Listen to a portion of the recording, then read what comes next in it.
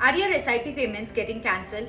इसके पीछे रीजन है सेबी का सर्कुलर, जिसके अकॉर्डिंग आपके बैंक अकाउंट से फंड्स डायरेक्टली आपके म्यूचुअल फंड हाउस के बैंक अकाउंट में क्रेडिट होंगे. Earlier, when you used to invest in mutual funds via broking platforms, the amount was not invested from your bank account directly, but the funds were first transferred to your trading account and then it used to get transferred to the fund house account. So now what? Now you have to cancel the existing mandate towards the broker and create a new mandate towards the fund house. एक बार ये e-mandate create and approve हो जाने पर आपके future SIPs payments की problems solve हो जाएगी. So let's see how to set up an E-Nach mandate on Kotak Securities Trading App.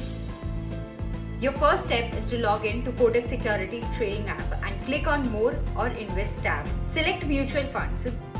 Next, on the Mutual Funds page, click on More from the below menu bar. Now, click on Bank and Mandate Details.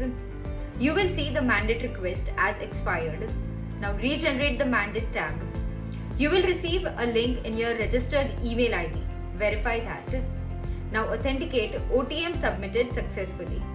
Once done, your mandate verification will be approved after 1 business day. If you want to know more about the website process, then check out the description box below and you will find all the relevant details there.